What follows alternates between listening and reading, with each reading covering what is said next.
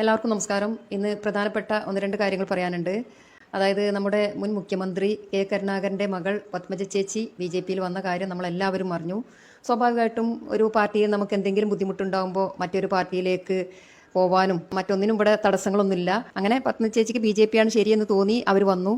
അപ്പോൾ ശരിക്കും അവർ പോകുന്ന പാർട്ടിയിലുള്ള ആളുകൾക്ക് അഭിപ്രായങ്ങൾ പറയാം. അത് നല്ലതും മോശമായ രീതിയിലുള്ള അഭിപ്രായങ്ങളും നമ്മൾ കേട്ടു. പക്ഷെ നമുക്ക് ആർക്കും ഒരു ലേഡീസിനും ഉൾക്കൊള്ളാൻ കഴിയാത്ത രീതിയിൽ എന്തോ കോൺഗ്രസിൻ്റെ ഒരു നേതാവ് രാഹുൽ മങ്കുട്ടനോ എന്താ, എനിക്ക് അയാളെ ശരിക്കുള്ള പേര് എനിക്കറിയില്ല, അയാളെ പേരെന്തോ ആയിക്കോട്ടെ, അയാൾ പറഞ്ഞത് നമ്മളെല്ലാവരും കേട്ടു. കാരണം തന്തക്ക് പിറക്കാത്തവൾ എന്നാണ് പറഞ്ഞത്, അതും ആവർത്തിച്ച്. ഇപ്പോൾ പത്മചേച്ചി എന്ന് പറഞ്ഞാൽ മുൻ മുഖ്യമന്ത്രിയുടെ മകളാണ്, വലിയൊരു അറിയപ്പെടുന്ന നേതാവാണ് എന്നുള്ളതൊക്കെ പോട്ടെ. പക്ഷെ അവരൊരു സ്ത്രീയല്ലേ, ഒരു സ്ത്രീ എന്നുള്ള ബഹുമാനം കൊടുക്കാതെ ആ രാഹുൽ മങ്കുട്ടന് പറഞ്ഞത് എന്താണ് നിങ്ങളൊന്ന് കേട്ടു നോക്ക്. ഇതുവരെ കേൾക്കാത്തവരാണെങ്കിൽ നിങ്ങളൊന്ന് കേട്ടു നോക്ക്. ഇതിനെതിരെ എന്താണ് ഇപ്പോൾ കമ്മീഷൻ ഇവരൊക്കെ സ്വമനസാലൊക്കെ കേസെടുക്കുന്നതാണ്. ഇന്നലെ വരെ കേട്ടോ, ഇന്നലെ രാത്രി വരെ ഞാൻ ശ്രദ്ധിച്ചു, ആരും സ്വമനസാല അല്ലാതെ ഒന്നും കേസെടുത്തിട്ടില്ല. ഇത്രയും മോശമായിട്ട് ഒരു സ്ത്രീനെ കുറിച്ച് പറഞ്ഞിട്ട്. ഇപ്പോൾ കുറച്ച് മുമ്പാണ് നമ്മളെ സുരേഷ് ഗോപി ഒരു സ്ത്രീയെ ഒന്ന് മാറി നിൽക്കുമെന്ന് പറഞ്ഞ് തൊട്ടതേ ഉള്ളൂ, നമ്മളെല്ലാവരും കണ്ടിട്ടുണ്ടത്. അപ്പോൾ അതിന് പോലും സ്വമനസാല കേസെടുത്തവരുണ്ട്, അല്ലാതെ കേസെടുത്തവരുണ്ട്. അപ്പം അങ്ങനെയൊക്കെയുള്ള നമ്മളെ കേരളത്തിൽ ഒരു വനിതക്കെതിരെ ഇങ്ങനെ മോശമായ രീതിയിൽ തന്തക്ക് പിറക്കാത്തവൾ എന്നൊക്കെ പറഞ്ഞിട്ട് എന്താണ് ഇതിങ്ങനെ കേസെടുക്കാതെ പോകുന്നതെന്ന് എനിക്ക് മനസ്സിലാവുന്നില്ല. എന്തായാലും നമ്മളെല്ലാവരും, നമ്മൾ എല്ലാ ജാതി മതത്തിലും പെട്ട എല്ലാ പാർട്ടിയിലും പെട്ട വനിതകൾ ഒരുമിച്ച് നിന്ന് അതിനെതിരെ പ്രതികരിക്കണമെന്നാണ് എനിക്ക് പറയാനുള്ളത്. ഇപ്പോൾ പത്മജ ചേച്ചി തന്നെ പറഞ്ഞത് നമ്മളെല്ലാവരും കേട്ടു. അവർ കോൺഗ്രസ് എന്ന പാർട്ടിയിൽ വർഷങ്ങളോളായിട്ട് മാനസികമായിട്ട് ഒരുപാട് വേദനകൾ സഹിച്ചുകൊണ്ടിരിക്കുകയാണ്. സ്വന്തം വിശ്വാസപ്രകാരമുള്ള ചന്ദനക്കുറി പോലും നെറ്റിയിൽ തൊടാൻ പേടിയായിരുന്നു. ഇങ്ങനെയുള്ള ഒരുപാട് വേദനകൾ അവരനുഭവിച്ചെന്ന് പറഞ്ഞു. അതുകൊണ്ടാണ് അവർക്ക് ഏറ്റവും ശരി, അവർ BJPയെ ശ്രദ്ധിച്ചുകൊണ്ടിരിക്കുകയാണ്, നരേന്ദ്രമോദിജിയെ ശ്രദ്ധിച്ചുകൊണ്ടിരിക്കുകയാണ്. അപ്പോൾ അവർക്ക് ഏറ്റവും സുരക്ഷിതമായൊരു പാർട്ടി BJP ആണെന്ന് തോന്നി അവർ പോന്നു. അതിന് ഈ രാഹുൽ മങ്കുട്ടനെ പോലുള്ള ആളുകളൊക്കെ ഇത്തരത്തിലുള്ള മോശം വാക്കുകളൊക്കെ പറയുകയാണെങ്കിൽ അവരൊക്കെ ഒരു അവസ്ഥ നിങ്ങളൊന്ന് ആലോചിച്ച് നോക്ക്. ഇതുകൊണ്ടായിരിക്കും എനിക്ക് തോന്നുന്നത് നമ്മുടെ ഭാരതത്തിൽ ഒട്ടുക്കും കേരളത്തിലും ഈ ഒരു കോൺഗ്രസ് എന്ന പാർട്ടി തകർന്ന് തരിപ്പിടായതെന്ന് എനിക്ക് തോന്നുന്നത്. കാരണം ഒരു വിശ്വാസികൾക്ക് നല്ല രീതിയിൽ അതിൽ വർക്ക് ചെയ്യാൻ പറ്റുന്നില്ല, സ്ത്രീകൾക്ക് വിശ്വാസപ്രകാരം അതിൽ നിൽക്കാൻ പറ്റുന്നില്ല. അപ്പോൾ ഇതൊക്കെ ആളുകൾക്ക് മടുത്ത് ഓരോ പാർട്ടിയിലേക്ക് മറ്റുള്ള ഓരോ പാർട്ടിയിലേക്ക് ഇവരൊക്കെ കയറിക്കൊണ്ടിരിക്കുകയാണ്. നമ്മളെ പാർട്ടിക്ക് കേട്ടോ, ഈ പത്മജ ചേച്ചി മാത്രമല്ല, ഇനിയും ഒരുപാട് ലേഡീസ് കടന്നു വരും. കാരണം ഞാൻ ഈ പാർട്ടിയിൽ നിന്നുകൊണ്ട് തന്നെ പറയാണ്, ഇത്രത്തോളം സ്ത്രീകൾക്ക് വിശ്വസിക്കാൻ പറ്റിയ മറ്റൊരു പാർട്ടിയും ഇല്ലയെന്നാണ് എനിക്ക് തോന്നുന്നത്. സ്ത്രീകൾക്ക് മാത്രമല്ല കേട്ടോ, എല്ലാവർക്കും എന്ന് വെച്ചാൽ ഏത് ജാതിയോ മതമോ ആവട്ടെ, ഹിന്ദു ക്രിസ്ത്യാനി മുസ്ലിം ആരോ ആവട്ടെ, അവരവർക്ക് അവരവരുടെ ഗ്രന്ഥങ്ങളിൽ വിശ്വസിച്ച് അവരവരുടെ വിശ്വാസപ്രകാരം നിൽക്കാൻ പറ്റുന്നൊരു പാർട്ടിയാണിത്. അതെന്തുകൊണ്ടാണ് ഞാനിങ്ങനെ പറയണമെന്ന് അറിയോ? കാരണം മറ്റുള്ള പാർട്ടികളെ പോലെയല്ല BJP. ഇപ്പോൾ നമ്മൾ കമ്മ്യൂണിസ്റ്റ് ആയാലും കോൺഗ്രസ് ആയാലും ഒക്കെ അതിലുള്ള നേതാക്കന്മാർ ഓരോ ടീം വർക്ക് ഉണ്ടാകുക, അവർക്കൊക്കെ തോന്നിയ പോലെയല്ല വിശ്വാസം. ചിലപ്പോൾ നിലവിളക്ക് തല്ലിപ്പൊളിച്ചും മിത്ത് എന്ന് പറയും, മിത്തല്ലാതെ പിന്നെ എന്താണ് എന്ന് പറയും, ഇങ്ങനെയൊക്കെ തോന്നിയ പോലെയൊക്കെ പറയുന്ന ഒരു പാർട്ടികളാണ് അവരത്. പക്ഷേ BJP എന്ന് പറഞ്ഞാൽ അങ്ങനെയല്ല. BJPയെ നിയന്ത്രിക്കുന്നത് RSS ആണ്. അതുകൊണ്ട് തന്നെ ഇതിൽ വിശ്വാസികൾക്ക് ധൈര്യമായിട്ട് കയറി വരാം. അത് ഹിന്ദു ആവട്ടെ, മുസ്ലിം ആവട്ടെ, ക്രിസ്ത്യാനി ആവട്ടെ. കാരണം ഇവർക്ക് അതിൽ വ്യത്യാസമല്ല. ഇപ്പോൾ ഹിന്ദു വിഭാഗം തന്നെ എങ്ങനെയാണ്, ശിവന്, അയ്യപ്പന്, കൃഷ്ണന്, ഇങ്ങനെ പല പല രീതിയിലാണ് ഇവർ വിശ്വാസങ്ങൾ. അതിൻ്റെ കൂട്ടത്തിൽ ഒരു മുഹമ്മദ് നബി, ഒരു ഈസാ നബി ഇങ്ങനെയൊക്കെ പറഞ്ഞുകൊണ്ട് വന്നു വിചാരിച്ച് ഇവർക്ക് അതിൽ പ്രത്യേകിച്ചൊന്നുമില്ല. അത്രയും വിശാലമായ മനസ്സാണ് ഈ RSSന്. പിന്നെ പുറത്തുള്ള കുറച്ച് ദുഷിച്ച രാഷ്ട്രീയ പാർട്ടികളും അതുപോലെ കുറച്ച് ഈ തീവ്ര മൈൻഡുള്ള ഒന്നും അറിയാത്ത കുറച്ച് ഉസ്താദുമാർ മാത്രമാണ് ഈ RSSനെ മോശമാക്കി പറയുന്നത്.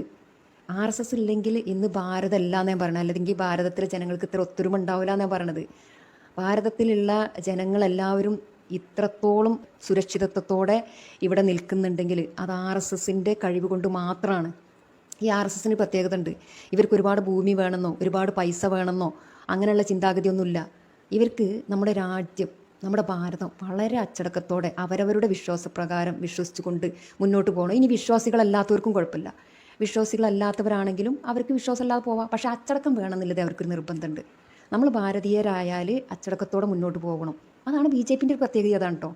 കാരണം BJPൻ്റെ നിയന്ത്രണം, അല്ലെങ്കിൽ നമ്മളിപ്പോൾ ഒരു പട്ടം പറത്തുമ്പോൾ അതിൻ്റെ നൂല് ആരെടുത്താണ്? നമ്മളെടുത്തല്ലേ. പട്ടം അങ്ങനെ വെറുതെ പറക്കുകയാണ്, അതിൻ്റെ നൂല് നമ്മളതിൽ പിടിക്കണം. അതേപോലെയാണ് BJP എന്ന് പറഞ്ഞാൽ ഒരു പാർട്ടിയാണ്. പക്ഷേ ഇതിൻ്റെ നിയന്ത്രണം മുഴുവൻ RSSൻ്റെ കയ്യിലാണ്. അതുകൊണ്ടായിരിക്കും ഇതിൽ കൂടുതൽ തട്ടിപ്പോ വെട്ടിപ്പോ അല്ലെങ്കിൽ കള്ളത്തരോ കൊള്ളത്തരോ അല്ലെങ്കിൽ ഞോണ്ടലോ പിച്ചലോ മാന്തലോ ഇങ്ങനെയുള്ള വൃത്തികേടുകളൊന്നും നടക്കുന്നില്ല. ഇപ്പോൾ അടുത്ത് ഞങ്ങൾ ഈ ന്യൂനപക്ഷങ്ങൾക്ക് മാത്രം എന്ന് വെച്ചാൽ മുസ്ലിം ക്രിസ്ത്യാനികൾക്ക് മാത്രം മെമ്പർഷിപ്പ് കൊടുക്കുന്നൊരു സംഭവം ഉണ്ടായി. അപ്പോൾ ഓരോ ജില്ലകളിലും മെമ്പർഷിപ്പ് സ്വീകരിച്ചത് പിന്നെ 1000, 1500, 2000, 800 എത്രയൊക്കെ ആളുകളാണ്.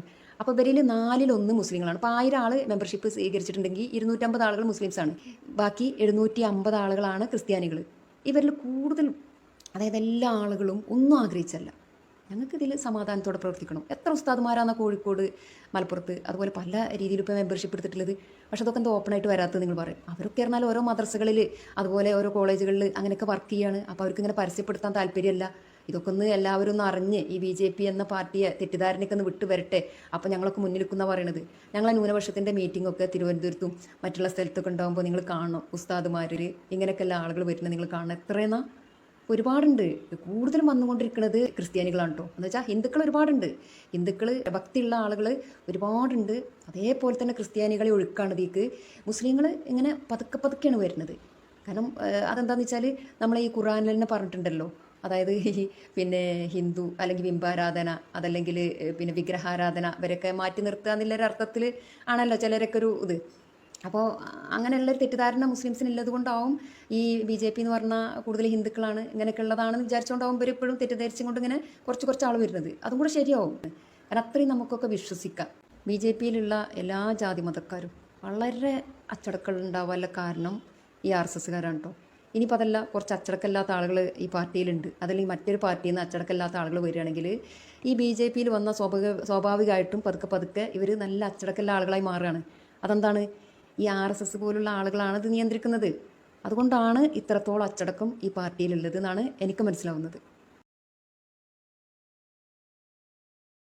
രാഹുൽ മാങ്കൂട്ടത്തിനെ പോലെ ആൾക്കാർ പറഞ്ഞത് ഞാൻ സത്യം പറഞ്ഞ മൈൻഡ് ഇല്ലെങ്കിലും കോൺഗ്രസിൽ അങ്ങനത്തെ ഒരു സംസ്കാരം ഉണ്ടായിരുന്നില്ല. ഇപ്പൊ ഇവരൊക്കെ വന്നതോടുകൂടി അത് തുടങ്ങി. എനിക്ക് വിഷമം പ്രസിഡന്റ് പറഞ്ഞ മാതിരി എന്റെ അച്ഛനെയല്ല പറഞ്ഞു, എന്റെ അമ്മേനെ പറഞ്ഞു, ഞാൻ കരുണാകരന്റെ മകളല്ലാന്ന്. അതിന്റെ അർത്ഥം എന്റെ അമ്മേനെയല്ലേ ഇവര് പറയുന്നത്. അതുകൊണ്ട് തന്നെ രാഹുൽ മാങ്കൂട്ടത്തിനെതിരെ ഞാൻ കേസ് കൊടുക്കും. പിന്നെ എന്നെ വഴി തടയും എന്ന് പറഞ്ഞു. അങ്ങനെ പേടിക്കുന്ന ആളല്ല ഞാൻ. ജീവിതത്തിൽ എന്റെ അച്ഛൻ ജയിലിൽ പോണ കണ്ടിട്ടുണ്ട് ഞാൻ. രാജ്യം കേസ് സമയത്ത് ഒളിവിൽ പോയിട്ട് എന്റെ അച്ഛനെ കണ്ട ആളാണ് ഞാൻ. പിന്നെ ഇവരൊക്കെ പറഞ്ഞാൽ ഞാൻ പേടിക്കും. പിന്നെ രാഹുൽ മാങ്കൂട്ടത്തിൽ എന്ന് പറയുന്നത് TV-ലിരുന്ന നേതാവായതാണ്. അങ്ങനെ ഒരാള് എങ്ങനെയാണ് ഈ ജയിലിൽ 10 ദിവസം കിടന്നതെന്നും എന്താ അതിന്റെ പിന്നത്തെ കഥകളെന്നൊക്കെ എനിക്കറിയാം. അത് എന്നെ കൊണ്ട് പറയിപ്പിക്കരുത്. പിന്നെ ചേട്ടന്റെ സ്വഭാവം എനിക്ക് ഒരു പ്രശ്നമല്ല. ശരിക്കും പറയുകയാണെങ്കിൽ എന്റെ അനിയനാണെങ്കിൽ ഞാൻ 2 അടി കൊടുത്തേനെ. കാരണം ചേട്ടൻ എന്ന് പറയണല്ല നാളെ പറയാം. ആള് ഒരു 3-4 പാർട്ടി മാറി വന്ന ആളായതുകൊണ്ട് അദ്ദേഹത്തിന് എന്നെ പറയാൻ അവകാശമില്ല. പിന്നെ പറഞ്ഞോട്ടെ ചേട്ടനല്ല, ഞാൻ ചേട്ടനെതിരൊന്നും പറയാൻ ഉദ്ദേശിക്കുന്നില്ല. കാരണം അദ്ദേഹം മറ്റേ പാർട്ടിയിലൊക്കെ ഉണ്ടായിരുന്നപ്പോഴും ഞാൻ കോൺഗ്രസ്സുകാരിയായിരുന്നു. ഞാൻ എന്റെ ചേട്ടനൊരു വാക്ക് ഇതുവരെ പറഞ്ഞിട്ടില്ല. അത് എന്റെ രക്താണെന്ന് എനിക്കറിയാം. ഒന്നാമത്തെ കാര്യം, രാഷ്ട്രീയവും വ്യക്തി ജീവിതം വേറെ വേറെ കാണണം. എന്റെ രാഷ്ട്രീയ ജീവിതം വേറെയാണ്. എന്നെ വെറുതെ അങ്ങ് വിട്ടേക്കുക. ഞാൻ ഇവര് പറയുന്ന കേട്ടൊന്നും മനസ്സ് വിഷമിക്കുന്ന ആരും വിചാരിക്കണം. എനിക്ക് ഒരു വിഷമവും അല്ലാണ്ട് തന്നെ കേട്ടതാ. കരിങ്കാലിയുടെ മകള്, ചെറുപ്പത്തിലെ കൊലയാളിയുടെ മകള്, ഇതൊക്കെ കേട്ട് വളർന്ന എനിക്ക് ഇതൊന്നും ഒരു പ്രശ്നമല്ല. പറയുന്നവർ പറഞ്ഞ് അവരുടെ ഒരു വിഷമം തീർക്കട്ടെ എന്നേ ഉള്ളൂ. എനിക്കൊരു പ്രശ്നമില്ല എന്ന് അവരോട് പ്രത്യേകം പറയണം. പിന്നെ ഈ പറഞ്ഞ ആൾക്കാരുടെ ഒരു വാക്കുണ്ട്, മാനിഷാദ. നമ്മൾ പറയില്ലേ, കാട്ടാള പരാക്രമ സ്ത്രീകളിലല്ല വേണ്ടത്. അതുകൊണ്ട് പെണ്ണുങ്ങളെ വെറുതെ വിട്ടേക്ക്.